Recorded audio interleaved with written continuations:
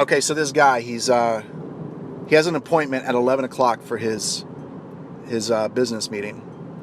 And this potential client, he needs to close this deal so that he could put food on the table because him and his wife are financially destitute. It's like this is the last ditch effort to do something before going on unemployment.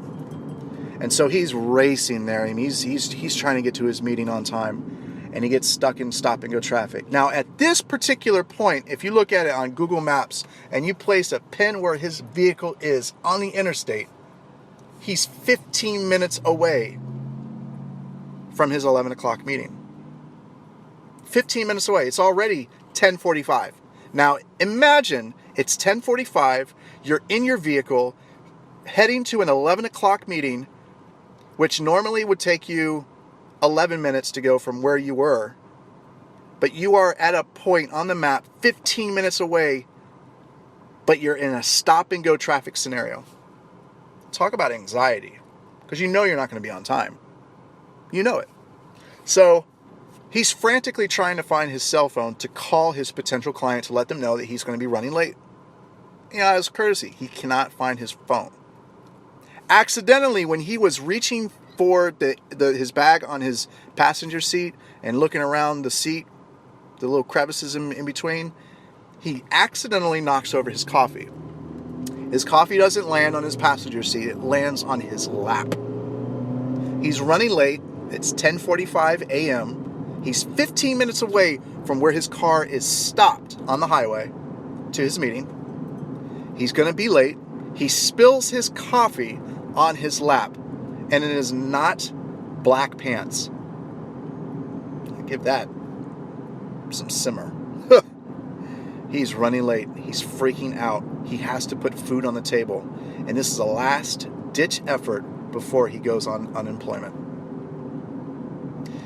Make things worse, he realizes that he left his wallet and his cell phone on the kitchen counter when he grabbed his coffee.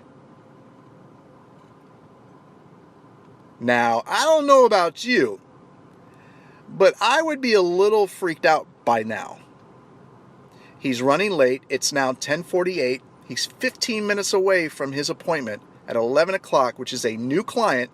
Remember, first impressions leave lasting impressions. He spills coffee on his lap. He cannot find his phone because it is at home and his wallet is right next to his cell phone. He looks in his side view mirror and he sees a car approaching him on the left. This car is speeding in the emergency lane. He says to himself, you know what? If I'm going to be late to my appointment, I am not letting this asshole pass. So he takes upon himself to verge over and be half in the emergency lane and half in his lane, so that the car behind him cannot pass. He's not going to cheat the system. He's not going to cheat. If I can't, he can't. If he can't be on time, this dude behind him can't be on time. So the guy behind him, he's looking in his rearview mirror. He's throwing up his arms. He's screaming, yelling. And you know what's about to happen, right? Something is going to happen. This guy is pissed off behind him. He's going to jump out of his car and beat the hell out of this dude that's running late for his business meeting. And he takes it as an aggressive sign that the guy behind him is cursing at him and blah, blah, blah. So in his heightened state, he jumps out of his car and runs right over to the guy behind him and starts screaming at him, "Get out of the car now! Get out of the car now! You want to talk shit to me? Get out of the car now!" And he looks in, and the guy that's behind him doesn't roll his window down or put his window down because it's electric windows nowadays. And he's covered in tears. He's screaming. He's crying. My baby is sick and she's not breathing. I don't know what to do. Please help me. Please help me. My baby, she's sick. She's not breathing. Please help me." So the guy that was running late for his business meeting looks at this guy, this grown man, sobbing uncontrollably, and his daughter is wrapped up in a blanket, an infant, in the passenger seat.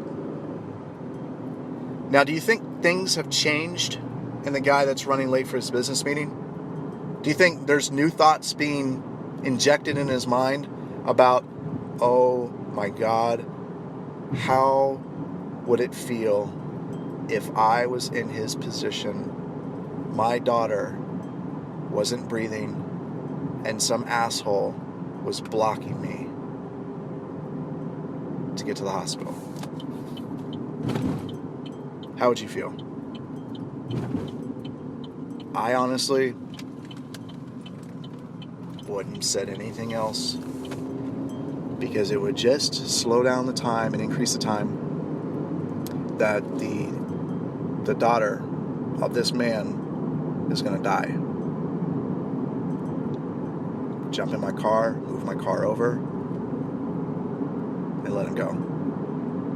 Or I could have just jumped in my car and headed the way up the emergency lane, beeping my horn, flashing my lights to let people know this is business. I don't know what I would have done. The lesson here is that you never know what someone else is going through if you never ask. If you assume that people around you are assholes and jerks and they're acting like this because they're trying to really get at you, you are so mistaken. No one wakes up in the morning and says, you know what, I'm going to destroy relationships. I'm going to really put a hurting on people. No one does that. Hurt people are the ones that usually hurt people. So in this situation, it was the perceived, snowball of catastrophe after catastrophe. If I don't make this business meeting, I'm not going to put food on the table. If I'm not going to be able to put food on the table, I'm not going to be good enough as a husband. If I'm not going to be good enough as a husband, my wife is going to leave me.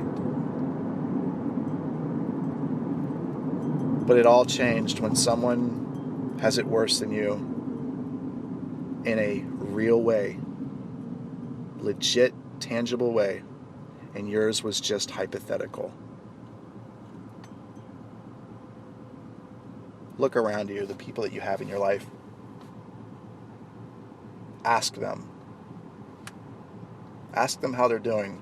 If they are jerks and they're really rude, get to know them, and I can guarantee there's going to be some part of them, some fiber of them that you can relate to, that they're not as attentive or strong enough to not allow themselves to be influenced by whatever it is. Like you learned a long time ago to not sweat the small stuff, but the person that you're about to talk to doesn't know about the sweat stuff, not sweating the small stuff, because they sweat about that stuff. They were just never taught how to not. Maybe you can teach them. Anyway, I pray you're all having a fabulous day. God bless you.